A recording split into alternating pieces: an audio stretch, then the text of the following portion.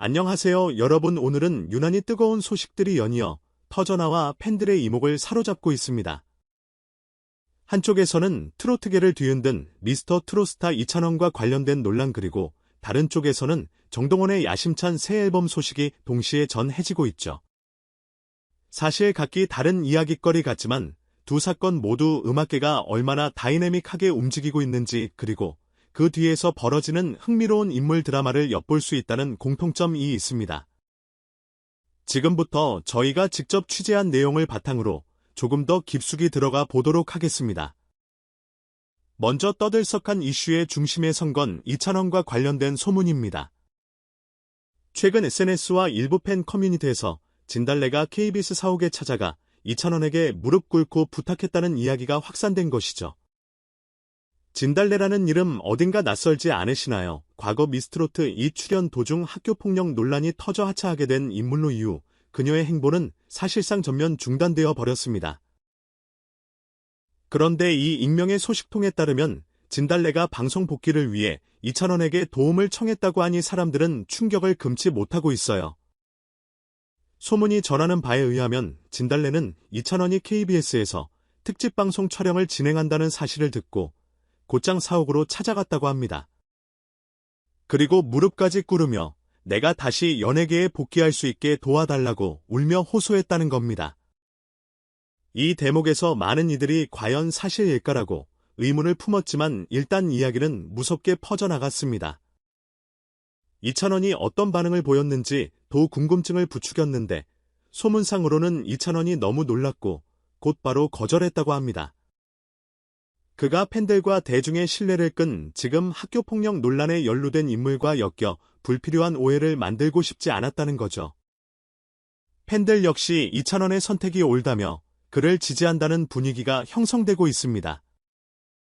물론 이 모든 이야기가 어디까지 사실인지 확인되지 않은 부분도 많습니다. 익명 SNS 계정에서 나온 폭로라거나 내부 직원이라는 출처가 명확치 않아 그냥 루머 아니냐는 의견도 나옵니다. 그럼에도 진달래가 실제로 이찬원을 찾아갔다면 학교폭력 논란 이후 갈 곳을 잃은 그녀의 절박함이 엿보이는 상황입니다.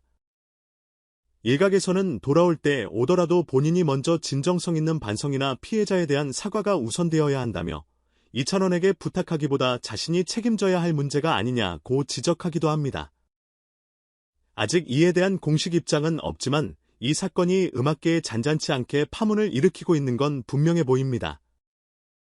그렇다면 이와는 별개로 이번엔 분위기가 완전히 다른 소식을 전해드리겠습니다. 바로 가수 정동원이 새 앨범 트랙리스트를 공개하며 컴백을 공식화했다는 소식인데요. 정동원 하면 어린 시절부터 트로트계의 신동으로 유명세를 탔고 미스터 트로트 무대에서 눈부신 활약을 펼친 바 있죠. 이후에도 예능 뮤지컬 각종 행사에서 맹활약하며 폭넓은 팬층을 확보했는데 이번에 정규 앨범을 내놓는다는 소식은 팬들에게 큰 선물이나 다름없습니다. 앨범 제목은 그리움. 아낌없이 주는 나무라고 전해지는데 제목에서부터 뭔가 감성 어린 울림을 기대해봐도 좋겠습니다. 소속사 쇼플레이 엔터테인먼트가 공개한 트랙리스트에 따르면 더블 타이틀곡 잘가요, 내 사랑과 물망초를 필두로 총 12곡이 수록되었다고 해요. 곡마다 작사 작곡진이 호화롭게 구성되어 있어 그 완성도를 더욱 기대하게 만듭니다. 특히 더블 타이틀을 담당한 조영수 작곡가는 히트메이커로 손꼽히는 인물이라 기존 팬들은 이건 믿고 듣는 곡이겠구나라고 벌써부터 반색 중이죠. 또한 이번 앨범에는 정동원의 색소폰 연주가 담긴 할아버지의 색소폰, 그리고 미스터트롯 결승전에서 선보여 큰 화제를 모았던 누가 오나요? 천개의 바람이 되어의 오케스트라 버전 등이 포함된다고 합니다. 사실 정동원의 색소폰 실력은 이미 방송을 통해 확인된 바 있었지만 정규 앨범에 직접 연주곡이 수록된 건 한층 더 깊어진 음악 세계를 보여주는 신호라 할 수 있겠죠. 발라드, 트로트, 크로스오버 등 다채로운 장르가 섞인 구성인이 든든 이들의 귀호강이 확실히 예고됩니다. 정동원은 그간 티저 영상을 통해 소년미와 성숙함을 동시에 발산하며 팬들을 설레게 하고 있습니다.